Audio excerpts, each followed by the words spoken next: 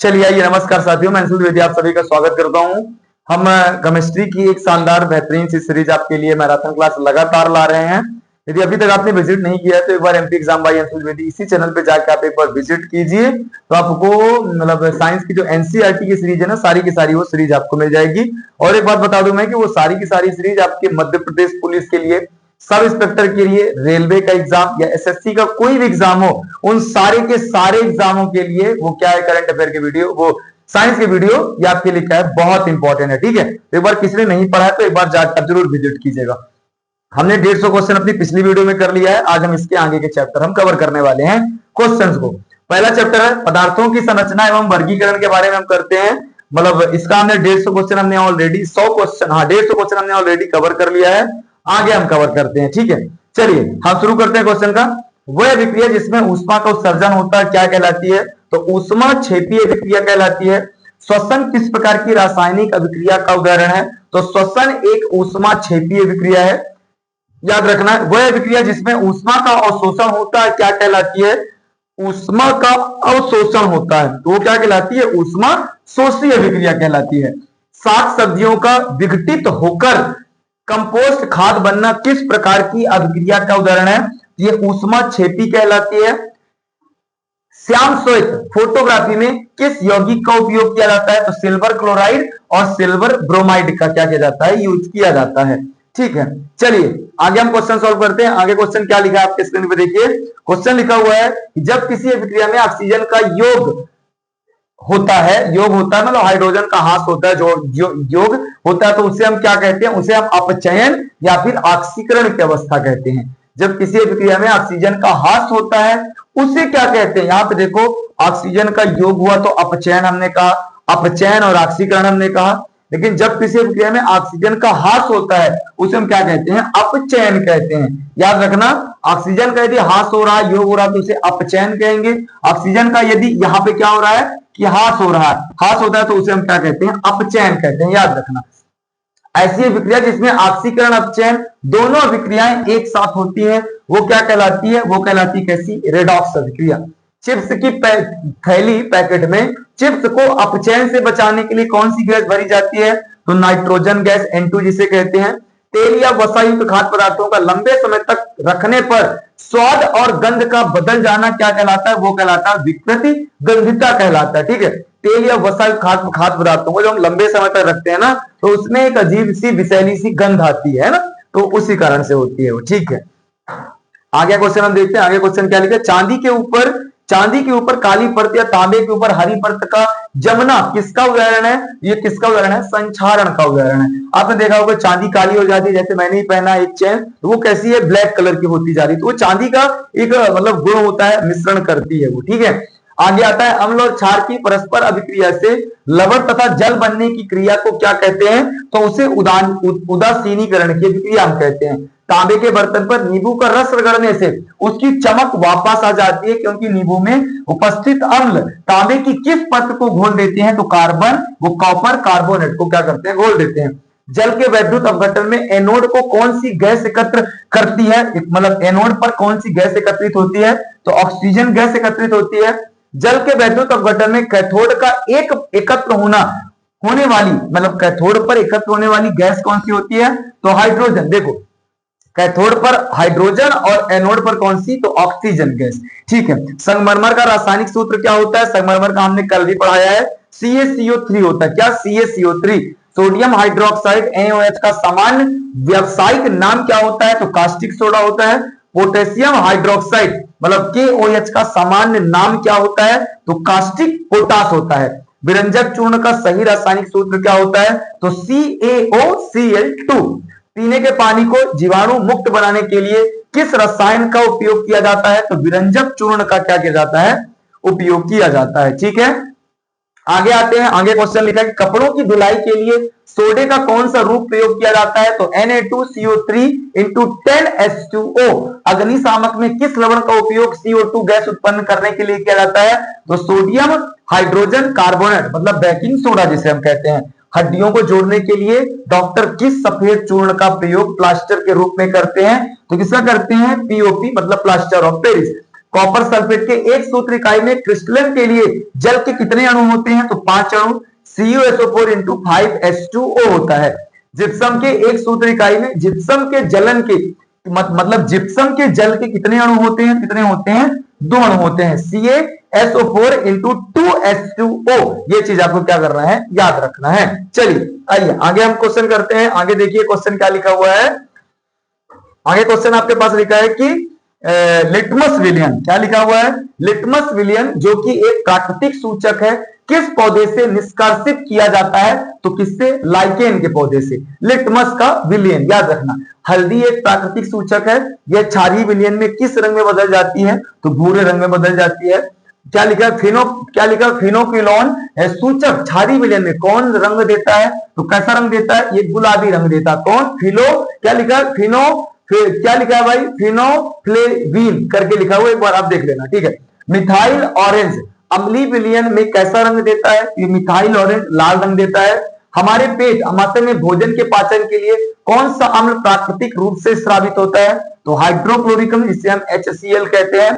अपच या एसिडिटी के उपचार के लिए किसका उपयोग किया जाता है? एंटासिड मतलब milk of magnesia. Milk of magnesia का रासायनिक सूत्र क्या होता है? MgOH का होल ट्वाइस मतलब मैग्नीशियम हाइड्रोक्साइड। मुंह का पीएच मान कितने से कम होने पर दांतों का क्षय प्रारंभ हो जाता है? तो 5.5।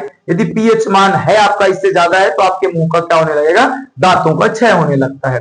हमारे शरीर का सबसे कठोर पदार्थ कौन सा है जो दांतों के ऊपर पाया जाता है? याद रखना है, इनेमल का कारण कैल्शियम फॉस्फेट के कारण होता है।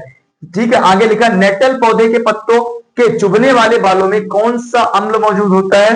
ये मेथेनोइक अम्ल मौजूद होता है। कौन सा? मेथेनोइक अम्ल हम उसे कहते हैं। ठीक है, आगे आते हैं कि टमाटर में प्राकृतिक रूप से कौन सा अम्ल उपस्थित होता है? तो ऑक्सैलिक अम्ल होता है। याद रखना, संतरे और नींबू में मुख्य रूप से कौन सा अम्ल पाया जाता है? तो साइट्रिक अम्ल। सोडियम क्लोराइड का साधारण सूत्र क्या होता है? साधारण नमक। सोडियम क्लोराइड और साधारण नमक NaCl का साधारण नाम आपने पढ़ा, साधारण नमक कहते हैं उसे, कॉमन साल्ट कहते हैं। कि क्लोर क्षार प्रक्रिया में उप उत्पाद के रूप में कौन सी गैस प्रयुक्त होती है? तो क्लोरीन और हाइड्रोजन गैस। ठोस सोडियम क्लोराइड विद्युत का चालन क्यों नहीं करता?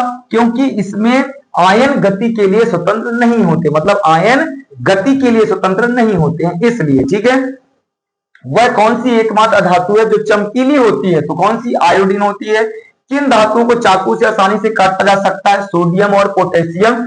ऐसी कौन सी धातु है जिनका गलनांक इतना कम होता है कि वे हथेली पर रखते ही पिघलने लगती हैं? तो गैलियम और सीजियम होते हैं। ऊष्मा की सबसे अच्छी चालक धातु कौन सी होती है? तो चांदी और तांबा होता है। ऊष्मा की सबसे कुचालक धातु कौन सी? तो सीसा और पारा होता है। याद रखना, Pb और Hg हमने पढ़ा है। अब धातुएं अम्ल के साथ क्रिया करके कौन सी गैस उत्पन्न करती हैं? तो हाइड्रोजन गैस। जब धातुएं ऑक्सीजन के साथ क्रिया करती हैं तो उनके ऑक्साइड की प्रकृति कैसी होती है? क्षारीय होती है। अधातुओं के ऑक्साइड की प्रकृति समानता कैसी होती है? अम्लीय और उदासीन होती है। याद रखना है, ऐसे ऑक्साइड जो अम्ल और क्षार दोनों के साथ क्रिया करके लवण और जल बनाते हैं वो क्या कहलाते हैं? उभयधर्मी ऑक्साइड कहलाते हैं। ठीक है, कौन कौन से होते हैं? Al2O3 और ZNO होते हैं। ठीक है, सोडियम और पोटेशियम जैसी अत्यधिक क्रियाशील धातुओं को खुली हवा में आग पकड़ने से बचाने के लिए उसमें डुबोकर रखा जाता है। किसमें? ये केरोसिन मतलब मिट्टी के तेल में क्या किया जाता है? इन्हें डुबोकर हम रखते हैं। ठीक है, आगे हम आते हैं। आगे जो हमारा चैप्टर है वो कौन सा है? धातु मतलब मेटल और नॉन मेटल है। उसमें से फिर जो धातु में जो चैप्टर है पेट्रोलियम और कोयला, उसके बारे में हम पढ़ रहे हैं। इसके पहले हमने धातु पढ़ा है, तो उसके क्वेश्चन दूसरे हैं, इसके क्वेश्चन दूसरे हैं। ठीक है, तो ये आपके पास दिख रहा होगा। हम मेटल और नॉन मेटल के बारे में करना चाहते हैं। क्वेश्चन अलग अलग है दोनों में। ऐसा बिल्कुल मत सोचिए कि हमने पढ़ लिया तो वही है, नहीं, अलग है। कमरे के ताप पर द्रव अवस्था में पाई जाने वाली एकमात्र धातु हमने आपको बताया कौन सी होती है? पारा, जिसे हम मरकरी कहते हैं। निम्नलिखित में से कौन सी धातु चमकीली होती है? तो कौन सी होती है? आयोडीन। अभी हमने जस्ट पढ़ा। अधातुओं को खींचकर पतले तारों में बदलने की क्षमता को क्या कहते हैं? तो तन्यता कहते हैं। जंग का रासायनिक सूत्र हमने आपको बताया Fe2O3 होता है H2O। जब तांबे के बर्तन को लंबे समय तक नम हवा में रखा जाता है तो उस पर हरी परत जम जाती है। यह हरा पदार्थ क्या कहलाता है? तो कॉपर हाइड्रोक्साइड और कॉपर कार्बोनेट का मिश्रण कहलाता है। निम्नलिखित में से कौन सा संसाधन अक्षय प्राकृतिक संसाधन है? अक्षय प्राकृतिक संसाधन आपने पढ़ा है कौन सा? तो सूर्य का प्रकाश होता है, सनलाइट होता है। कोयले का कौन सा उत्पाद लगभग शुद्ध कार्बन का होता है? तो कोक होता है। काला सोना किसे कहते हैं? तो पेट्रोलियम को हम काला सोना कहते हैं। पेट्रोलियम के निर्माण में मुख्य रूप से किन जीवों का योगदान होता है? तो समुद्र में रहने वाले जीवों का क्या होता है? योगदान होता है। ठीक है, चलिए आ जाइए आगे क्वेश्चन हम देखते हैं। आगे क्वेश्चन क्या लिखा हुआ है? आगे क्वेश्चन हमारे पास है कि किस अधातु को पानी के अंदर सुरक्षित रखा जाता है? तो पीला सफेद फास्फोरस को पानी के अंदर सुरक्षित रखा जाता है। निम्नलिखित में से कौन सी धातु अम्ल के साथ अभिक्रिया करके हाइड्रोजन गैस उत्पन्न करती है? तो कौन सी? जिंक धातु। ठीक है, प्राकृतिक गैस से मुख्य रूप से कौन सी गैस होती है? तो मेथेन गैस, CH4 हम जिसे कहते हैं। सड़क निर्माण में कोल तार के स्थान पर आज किस पेट्रोलियम उत्पाद का उपयोग किया जाता है?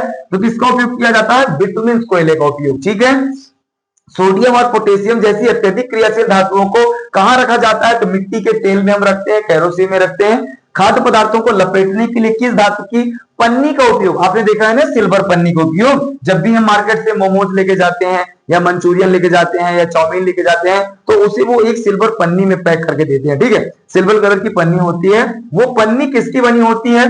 पन्नी का उपयोग किया जाता है खाद्य लपेटने। किस धातु की पन्नी किसकी बनी होती है? पन्नी होती है एल्यूमिनियम की।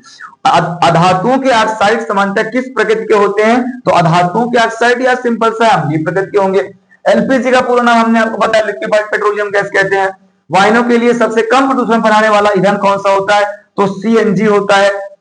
मोमबत्ती, वैसलीन और मरहम बनाने के लिए पेट्रोलियम के किस संघट्ट का उपयोग किया जाता है? तो पैराफिन मोम कहते हैं उसे। क्या कहते हैं? पैराफिन मोम हम कहते हैं। ठीक है, आगे हम आते हैं। आगे क्वेश्चन आप देखेंगे, आगे क्वेश्चन क्या लिखा हुआ है कि विश्व का पहला तेल कुआं कहां खोदा गया? तो ये कहां खोला गया? पेंसिल्वेनिया में खोला गया। ये कहां पे है? अमेरिका। पेंसिल्वेनिया कहते हैं उसे, अमेरिका में है। याद रखना, पहला तेल का कुआं वहीं पे खोदा गया था।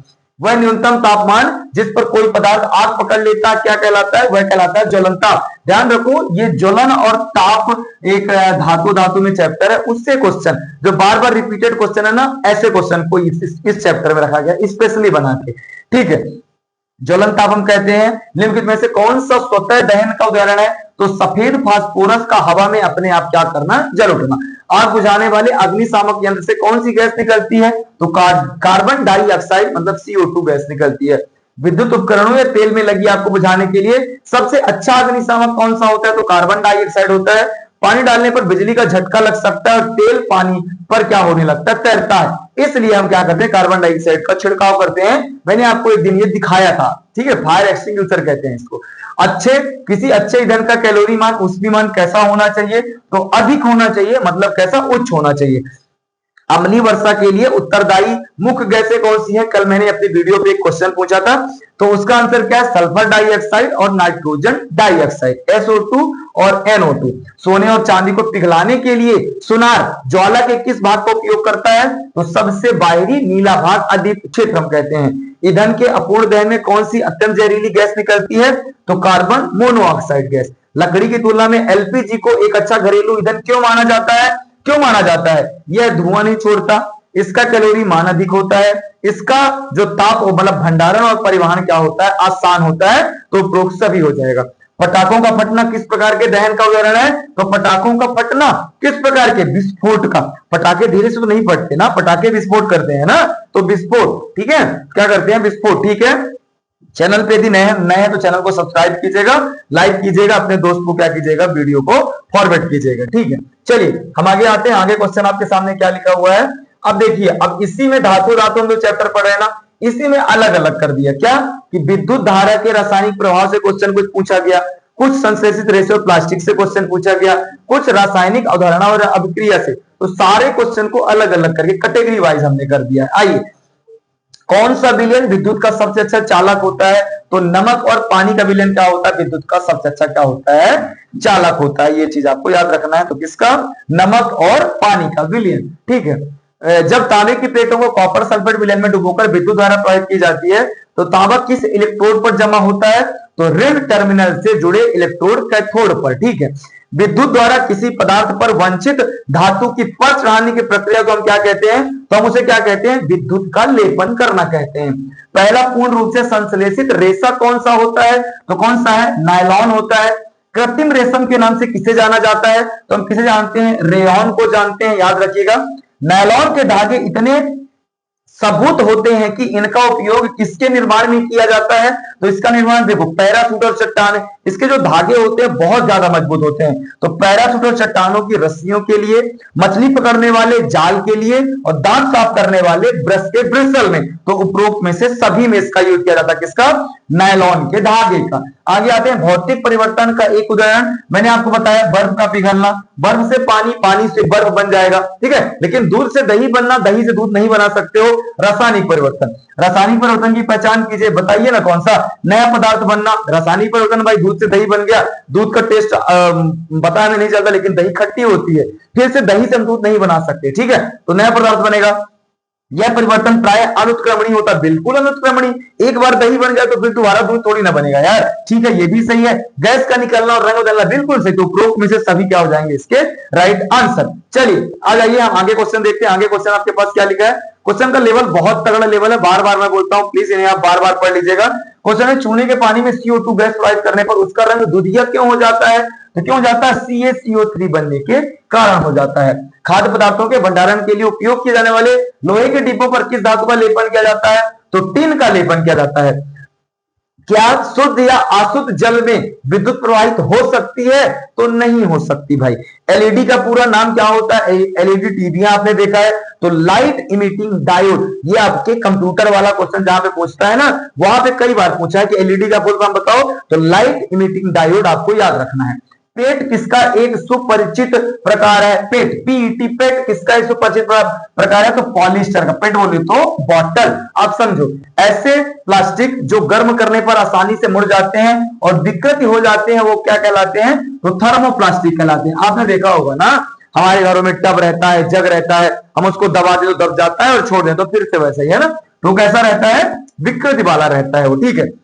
बिजली के स्विच, प्लग और बर्तनों के हत्थे बनाने के लिए किस प्लास्टिक का उपयोग किया जाता है? तो भाई साहब आपने देखा है ना, कुकर होता है, कुकर के पीछे काला काला कलर का लगा होता है जिससे गर्म ना हो, तो क्या कहलाता है? वो बेकेलाइट कहलाता है। बेकेलाइट में ताप सहन करने की क्षमता ज्यादा होती है, इसीलिए कोई गर्म चीज होती है ना, जो गर्म पूरा होने वाला होता है, उसमें मतलब ऊर्जा का परिवहन नहीं होता, इसलिए वो गर्म नहीं होती है, ठीक है, याद रखिएगा। चलिए आगे क्वेश्चन हम देखते हैं। आगे क्वेश्चन क्या लिखा है देखिए कि CuSO4 के नीले विलयन में लोहे की कील डालने पर विलयन का रंग हरा हो जाता है। यह किस प्रकार की विक्रिया है? मैंने आपको बताया था ये किस प्रकार की, ये एक विस्थापन अभिक्रिया है। मैग्नीशियम के रिबन को हवा में जलाने पर सफेद राख प्राप्त होती है, वह रासायनिक अभिक्रिया क्या कहलाती है? तो वो क्या कहलाती है? MgO कहलाती है। स्टेनलेस स्टील बनाने के लिए लोहे में कौन सी धातु मिलाई जाती है जिससे उसमें जंग ना लगे? तो कौन सा? क्रोमियम और निकल मिलाया जाता है, मैंने आपको ये पहले भी बता दिया है, ठीक है। चलिए आइए हम आगे क्वेश्चन करते हैं। आगे क्वेश्चन क्या लिखा हुआ है, ठीक है, क्वेश्चन हम करते हैं। क्वेश्चन हमारे पास है कि कमजोर विद्युत धारा को मापने के लिए एस्टर में किस बल्ब का उपयोग किया जाता है? तो किसका? एलईडी मतलब कम धारा पर भी दीप जलेगी। विद्युत चालक करने वाले अधिकांश द्रव किसके विलयन होते हैं? जो किसके विलयन? अम्ल, क्षारक और लवण, तीनों के क्या होते हैं? विलयन। पानी में विद्युत धारा प्रवाहित करने पर पानी का हाइड्रोजन और ऑक्सीजन में टूटना कौन सा प्रभाव होता है? यह होता है रासायनिक प्रभाव, याद रखिएगा।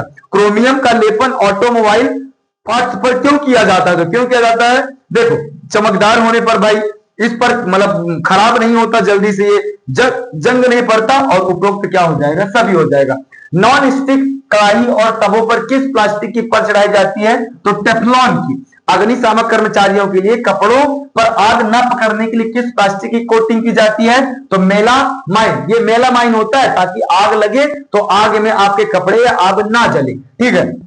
जैव अनिम्नीकरण अपशिष्ट का उदाहरण क्या होता है? तो प्लास्टिक की थैलियां, ये जैव अनिम्नीकरण होती हैं, ये जो है तो नहीं गलती है भाई, ठीक है। आप पॉलीथीन को रख दो, मिट्टी में गड़ा दो, 5 साल बाद 10 साल बाद आप जाके देखो पॉलीथीन फट जाएगी और वो गलती नहीं है, ठीक है। पर्यावरण संरक्षण के लिए 5R सिद्धांत में कौन सा शामिल नहीं है? देखो, रिड्यूस, रियूज, रिसाइकल और रिमूव। तो कौन सा शामिल नहीं है? रिमूव शामिल नहीं है भाई। रिड्यूस भी है, रियूज भी है, रिसाइकल भी है, लेकिन रिमूव शामिल नहीं। इसके बारे में मैं थोड़ा सा आपको दिखा देता हूं। ये रिड्यूस होता है, रियूज होता है, रिसाइकल होता है, रिकवर होता है और रिफ्यूज होता है, लेकिन रिमूव नहीं होता है, ठीक है। चलिए आइए आगे मैं देखता हूं, ठीक है। आगे क्वेश्चन क्या लिखा हुआ है कि सिरके में मुख्य रूप से कौन सा अम्ल पाया जाता है? तो सिरके में एसिटिक अम्ल पाया जाता है। चींटी के डंक में कौन सा अम्ल होता है जिसके कारण त्वचा पर जलन और सूजन आ जाती है? तो कौन सा? फार्मिक अम्ल होता है। वर्षा के जल का पीएच मान कितने से कम होने पर उसे अम्लीय वर्षा कहा जाता है? तो 5.6 से कम होने पर उसे अम्लीय वर्षा। हमारे अग्नाशय में भोजन को पचाने के लिए कौन सा प्राकृतिक अम्ल स्थापित होता है? तो ये आपने पढ़ा कौन सा? HCl होता है। ठीक है, ये सारे के सारे क्वेश्चन हमने किया।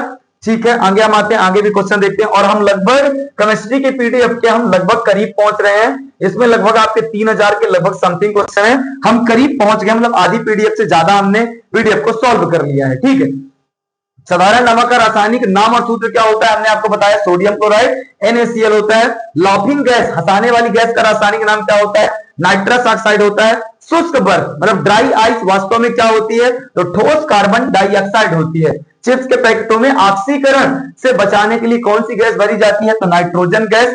सोडा वाटर और अन्य शीतल पेयों में तीखा स्वाद देने के लिए कौन सी गैस उच्च दाब पर घुली होती है? तो कार्बन डाइऑक्साइड, जिसमें कार्बोनिक क्या होता है? कार्बोनिक अम्ल बनता है, याद रखिएगा। पदार्थ की वह अवस्था जिसका आकार और आयतन दोनों निश्चित होते हैं क्या कहलाता है? तो ठोस अवस्था कहलाती है। किसी द्रव का वाष्प बदले बिना सीधे ठोस में बदलना या ठोस का सीधे गैस में बदलना क्या कहलाता है?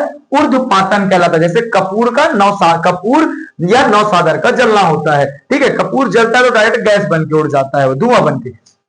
परमाणु के नाभिक में कौन से कण उपस्थित होते हैं? हमने कल ही बताया था, प्रोटॉन और क्या होते हैं? न्यूट्रॉन होते हैं। सवालों को जिस तरीके से पूछा गया है, सवाल हर एक टाइप के हैं, जरूरी नहीं कि अगर एक सवाल हमने पढ़ लिया है तो दोबारा वो सवाल नहीं आएगा। ठीक है, सवाल को अलग अलग तरीके से पूछा गया, इसलिए अलग अलग तरीके से इसको यहाँ पे लिखा गया है। चूने के पानी का रासायनिक सूत्र क्या होता है? CaOH का होल ट्वाइस कैल्शियम हाइड्रोक्साइड हम बोलते हैं। वायुमंडल में सबसे अधिक मात्रा में पाई जाने वाली गैस कौन सी है? आपको दिख रही होगी, नाइट्रोजन 78% पाई जाती है। ठीक है, निम्नलिखित में से कौन सी गैस गैस बिल्डिंग में उपयोग की जाती है? एसिटिलीन गैस होती है। ओजोन परत वायुमंडल के किस भाग में पाई जाती है जो परावैंगनी किरणों को रोकती है? तो कौन सी? समताप मंडल, जिसका सूत्र क्या होता है? O3 ओजोन का होता है। रेफ्रिजरेटर और एयर कंडीशनर में उपयोग होने वाली कौन सी गैस ओजोन परत को नुकसान पहुंचाती है? तो कौन सी? CFC होती है, जिसे हम क्लोरोफ्लोरोकार्बन कहते हैं। परमाणु के नाभिक के चारों ओर चक्कर लगाने वाले ऋणावेशित कण को हम क्या कहते हैं? इन्हें हम इलेक्ट्रॉन कहते हैं। इलेक्ट्रॉन की खोज किसने किया था? जे थॉमसन ने किया था। न्यूट्रॉन एक आवेशहीन कण है, इसकी खोज किसने किया? जेम्स चैडविक ने किया। किसी तत्व के परमाणु के नाभिक में मौजूद प्रोटॉनों की संख्या को क्या कहा जाता है? उन्हें हम परमाणु क्रमांक कहते हैं। और आगे के क्वेश्चन कुछ लिखे, आगे भी क्वेश्चन हम करते हैं कि एक ही तत्व के क्वेश्चन है कि एक ही तत्व के वे परमाणु जिनकी परमाणु संख्या समान लेकिन द्रव्यमान संख्या भिन्न भिन्न होती है वो क्या कहलाते हैं? तो समस्थानिक कहलाते हैं। ठीक है, अध्याय आ गया दैनिक जीवन में रसायन और उसकी विधियां। तो सिरके में कौन सा अम्ल होता है? सिरके में कौन सा अम्ल होता है? एसिटिक अम्ल होता है। खट्टे दूध या दही में कौन सा अम्ल मुख्य रूप से हमने पढ़ा? लैक्टिक अम्ल होता है। इमली और अंगूर में कौन सा अम्ल प्रचुर मात्रा में पाया जाता है? तो कौन सा? टार्ट्रिक अम्ल होता है। कपड़े धोने के सोडे का रासायनिक सूत्र हमने कल भी बताया, Na2CO3 10H2O, इसे हम सोडियम कार्बोनेट कहते हैं। खाने वाले सोडा बेकिंग सोडा का रासायनिक नाम क्या होता है? तो सोडियम बाइकार्बोनेट हम कहते हैं। ब्लीचिंग पाउडर व्यंजक चूर्ण का रासायनिक सूत्र क्या है और उसको मतलब जिसको उपयोग पानी को साफ करने के लिए किया जाता है? तो CaOCl2 होता है। क्या? CaOCl2 होता है। घेंघा रोग के इलाज में किस तत्व के समस्थानिक आइसोटोप का उपयोग किया जाता है? तो आयोडीन का। कैंसर के उपचार में किस रेडियोधर्मी तत्व के समस्थानिक का उपयोग किया जाता है? तो कोबाल्ट 60। याद रखना, कोबाल्ट 60 हमसे कई बार पूछा गया क्वेश्चन है ये। ठीक है, चलिए आगे हम क्वेश्चन देखते हैं। आगे क्वेश्चन क्या लिखा हुआ है? आगे क्वेश्चन लिखा हुआ है कि टमाटर में निम्नलिखित में से कौन सा अम्ल होता है? हमने पढ़ा ऑक्सैलिक अम्ल होता है। साबुन रासायनिक रूप से क्या होते हैं? तो साबुन उच्च वसा के सोडियम और एवं पोटेशियम लवण होते हैं। प्लास्टर ऑफ पेरिस का रासायनिक सूत्र क्या होता है जिसका उपयोग टूटी हड्डियों को जोड़ने में किया जाता है? तो किसका उपयोग? CaCO3 × 12H2O। जिप्सम को कितने तापमान पर गर्म करने पर प्लास्टर ऑफ पेरिस बनता है? तो 100 डिग्री सेल्सियस पर हम जब भी जिप्सम को रखते हैं तो क्या बन जाता है? POP बन जाता है। केल्विन में 373 डिग्री। ठीक है, ये सारे के सारे क्वेश्चन हमने किया। बस नजदीक हम पहुंच रहे हैं क्वेश्चन के और ठीक है करते जाते हैं, जल्दी से देखते हैं एक बार क्योंकि एग्जाम का समय है और एग्जाम ठीक है। चलिए आइए क्वेश्चन क्या लिखा देखिए। क्वेश्चन आया है कि आधुनिक आवर्त सारणी में तत्वों को उनके बढ़ते क्रम में व्यवस्थित किया गया। किसके बढ़ते क्रम में? तो परमाणु क्रमांक। यह नियम किसने दिया? हेनरी मोजले ने दिया। आधुनिक आवर्त सारणी में कुल कितने आवर्त और कितने समूह रखे गए हैं? तो 7 आवर्त और क्या 18 समूह रखे गए हैं। आवर्त सारणी के समूह 18 के तत्वों को किस नाम से जानते हैं? तो उन्हें हम उत्कृष्ट गैसें या अक्रिय गैसें या नोबल गैस के नाम से। पीतल किन दो धातुओं का एक मिश्र धातु है, तो पीतल तांबा और किसका, जस्ते का एक मिश्र धातु है। ठीक है, बहुत बढ़िया स्लाइड बनी है भाई, ये स्लाइड तो बहुत ही प्यारी बनी है।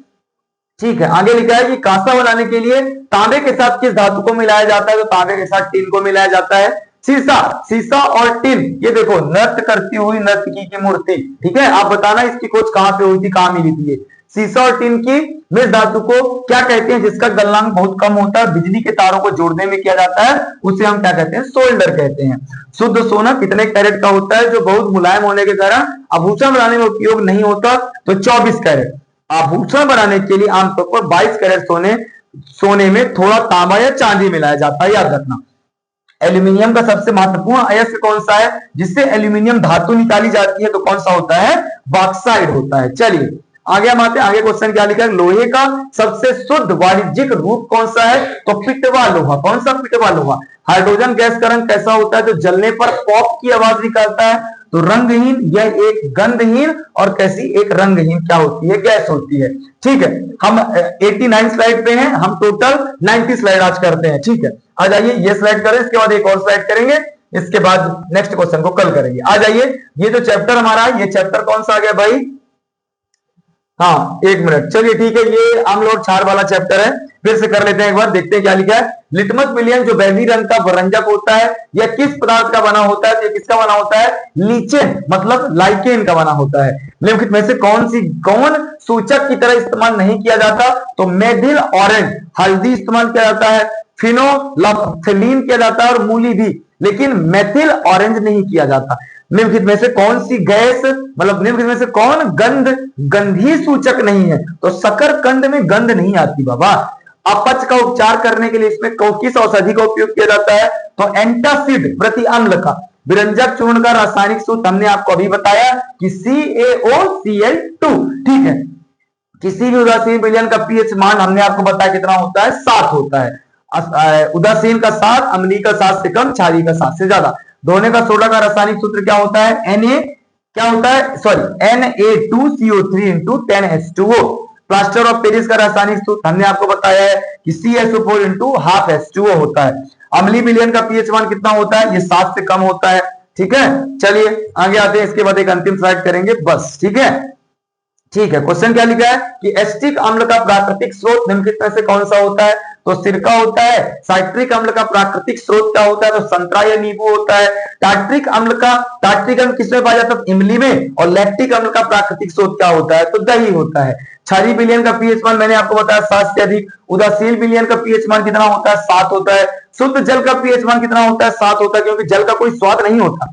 हमारा शरीर किस पीएच परास के बीच कार्य करता है, तो 7 से 7.8। याद रखिए, जिप्सम का रासायनिक सूत्र क्या होता है, हमने आपको कल भी बताया था, CSO4 नीला तोता का रासायनिक सूत्र क्या होता है, तो CuSO4 बुझा हुआ चूना का रासायनिक सूत्र क्या होता है, तो बुझा हुआ चूना का रासायनिक सूत्र क्या होता है, CaOH का होल ट्वाइस। बिना बुझा हुआ चूना, कली का चूना, रासायनिक सूत्र क्या होता है, तो CaO क्या होता है, CaO याद रखना है। ठीक है, चलिए आगे आते हैं। चींटी के डंक में, चींटी के डंक और नेटल के डंक में कौन सा अम्ल होता है, तो फार्मिक अम्ल होता है। फार्मिक अम्ल या उसी को मेथेनोइक अम्ल कहते हैं। दांतों का क्षय कब प्रारंभ होता है, जब मुंह का पीएच मान 5.5 से क्या होता है, कम होता है।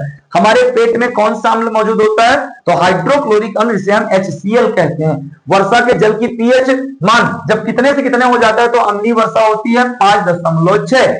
बेकिंग पाउडर का अणुसूत्र कितना होता है, Na। बेकिंग पाउडर का अणुसूत्र क्या होता है बाबू, अणुसूत्र पूछा है, सूत्र देखो बेकिंग पाउडर का NaHCO3 और अणुसूत्र कितना होता है, 3 होता है। साधारण नमक का रासायनिक सूत्र क्या होता है, NaCl। याद रखना, जल की स्थायी कठोरता को हटाने के लिए किसका उपयोग किया जाता है, तो धोने का सोडा जिसे धावन सोडा कहते हैं। सोडियम कार्बोनेट एक क्षारीय लवण है, क्योंकि यह निम्न प्रकार का लवण होता है, दुर्बल अम्ल और प्रबल क्षारक। अम्लीय ऑक्साइड के विलयन का पीएच मान कितना होता है, तो अम्लीय ऑक्साइड के विलयन का मान कितना होता है, 7 से कम होता है। आ जाइए और आज की अंतिम स्लाइड पे हम चलते हैं। आज की अंतिम स्लाइड को हम करते हैं, और लगभग कितने क्वेश्चन कर लिया हमने, कितने क्वेश्चन कर लिया अंजना हमने, ठीक है आ जाओ। ठीक है, क्षारीय ऑक्साइड के विलयन का पीएच मान क्या होता है, क्षारीय ऑक्साइड के विलयन का पीएच मान कितना होता है, तो 7 से अधिक। जब सोडियम हाइड्रोक्साइड और जिंक से अभिक्रिया करता है, सोडियम हाइड्रोक्साइड जिंक से अभिक्रिया करता है तो कौन सा उत्पाद बनाता है? तो Na2ZnO2 प्लस H2 बनाता है। लिटमस विलयन जब ना तो अम्लीय होता है ना ही क्षारीय, तब किस रंग का होता है? बैगनी रंग का। सोडियम कार्बोनेट के जलीय विलयन में मिथाइल ऑरेंज का घोल मिलाने पर विलयन का रंग परिवर्तित होकर कैसा हो जाता है? पीला हो जाता है। जठर रस का पीएच मान कितना होता है? 1.2। जठर रस अम्लीय आपको जब तक कभी डकार आती है ना 1.2। मानव रक्त का पीएच मान, मानव रक्त कैसा होता है बाबू? क्षारीय होता है, 7.4 पीएच मान। मिल्क ऑफ मैग्नीशिया का पीएच मान कितना होता है? तो 10 होता है, याद रखना 10 होता है, ठीक है। 10 मतलब अत्यधिक क्षारीय। अधात्विक ऑक्साइड की प्रगति कैसी होती है? तो अम्लीय होती है। जल में अम्ल या क्षार के घुलने की प्रक्रिया किस प्रकार की प्रक्रिया होती है? तो ऊष्मा क्षेपी कहलाती है। तनुकरण प्रक्रिया में जल में अम्ल या क्षार मिलाने पर आयन की सांद्रता में प्रति इकाई आयतन में क्या परिवर्तन होता है? तो कमी होती है। पीएच स्केल में पी किस प्रकार का? मैंने आपको बताया था पी फॉर पोटेंशियल, ठीक है, पोटेंशियल ऑफ हाइड्रोजन, ये पी का क्या होता है मान, और एच का potential of hydrogen. PH scale पर हम सामान्यतः कहां से कहां तक का पीएच मान ज्ञात करते हैं? तो 0 से 14 तक का मान। कहां से बाबू? 0 से 14 तक का मान हम क्या करते हैं? पढ़ते हैं और ज्ञात करते हैं, ठीक है। चलिए आगे आ जाइए। आगे क्वेश्चन आपके पास क्या लिखा है? निम्नलिखित में से कौन सा तत्व अम्ल और क्षार दोनों से अभिक्रिया करके हाइड्रोजन गैस बनाता है? तो जिंक होता है। कोई विलयन अंडे के पिसे हुए कवच अभिक्रिया करके एक गैस उत्पन्न करता है जो चूने के पानी को दूधिया कर देती है। इस विलयन को क्या कहते हैं? HCl कहते हैं। सोडियम हाइड्रोक्साइड का 10 ml विलयन HCl के 8 विलयन से पूर्णतः उदासीन हो जाता है। यदि हम NaOH के उसी विलयन का 20 ml लें तो उसे उदासीन करने के लिए HCl के उसी विलयन की कितनी मात्रा की आवश्यकता होगी? तो कितनी? 16 ml मात्रा, ठीक है। धात्विक ऑक्साइड को किस प्रकार का ऑक्साइड कहा जाता है? क्षारीय ऑक्साइड कहते हैं धात्विक ऑक्साइड को, ठीक है, और अधात्विक को क्षारीय कहते हैं। जल में घुलनशील क्षारक को क्या कहते हैं? क्षार कहते हैं। सभी अम्लों में कौन सा अम्ल समान रूप से पाया जाता है? तो हाइड्रोजन। ग्लूकोज और अल्कोहल के जलीय विलयन में विद्युत का चालन क्यों नहीं किया जाता? क्योंकि वे आयनित होकर H+ आयन नहीं देते। यदि किसी विलयन का पीएच मान 0 है तो वह विलयन कैसा होगा? अब अत्यधिक अम्लीय होगा। यदि किसी विलयन का पीएच मान 14 है तो वह विलयन कैसा होगा? अत्यधिक क्षारीय होगा। शुष्क ग्रह का वायुमंडल किस अम्ल के मोटे श्वेत एवं पीले बादलों से बना होता है? तो सल्फ्यूरिक अम्ल H2SO4। क्लोर क्षार अभिक्रिया, क्लोर क्षार प्रक्रिया में कौन कौन से मुख्य उत्पाद बनते हैं? तो कौन कौन से मुख्य उत्पाद बनते हैं? क्लोरीन, हाइड्रोजन और सोडियम हाइड्रोक्साइड बनते हैं, ठीक है, याद रखिएगा। चलिए आगे हम करते हैं। आगे क्वेश्चन देखिए भाई, ठीक है। आगे क्वेश्चन क्या लिखा है कि कॉपर सल्फेट CuSO4 क्रिस्टल का रंग कैसा होता है?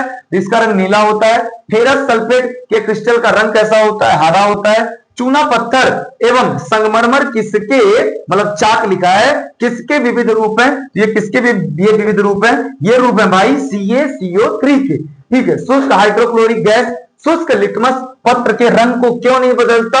क्यों बदलता? क्योंकि शुष्क अवस्था में H+ आयन नहीं देते। अम्ल को जल में मिलाते समय क्या सावधानी रखनी चाहिए? अम्ल को जल में धीरे धीरे हिलाते हुए मिलाना चाहिए। सोडियम हाइड्रोजन कार्बोनेट NaHCO3 को गर्म करने पर कौन सी गैस निकलती है? Carbon dioxide gas. और अग्निशामक फायर एक्सटिंग्विशर में किस लवण का उपयोग किया जाता है? तो किसका? NaHCO3 का हम क्या करते हैं? यूज करते हैं। चलिए आगे क्वेश्चन है, इन क्वेश्चनों को हम कल करेंगे। और अभी जो चैप्टर हमारा चल रहा है ये अम्ल, क्षार और लवण चैप्टर हमारा चल रहा है। आप क्वेश्चन की क्वालिटी देख पा रहे होंगे। क्वेश्चन आपके लिए बहुत अच्छे और एकदम सिलेक्टेड क्वेश्चन है, ठीक है। ये सारे के सारे क्वेश्चन हम कल करने वाले हैं। अभी इस चैप्टर के और भी टाइप हैं। इसके बाद हम कुछ इंपॉर्टेंट चैप्टर, मतलब कुछ इंपॉर्टेंट क्वेश्चन जो बार बार पूछ रहे थे उनको हमने इसमें इंक्लूड किया बीच में। ये क्वेश्चन बहुत ज्यादा पूछे जा रहे थे ये क्वेश्चन। इसके बाद हम नेक्स्ट चैप्टर पे आएंगे, मानव नेत्र और विद्युत चुंबकीय प्रभाव, ऐसे करके, ठीक है। तो ये सारे के सारे हम टाइप वो करेंगे, कवर करेंगे।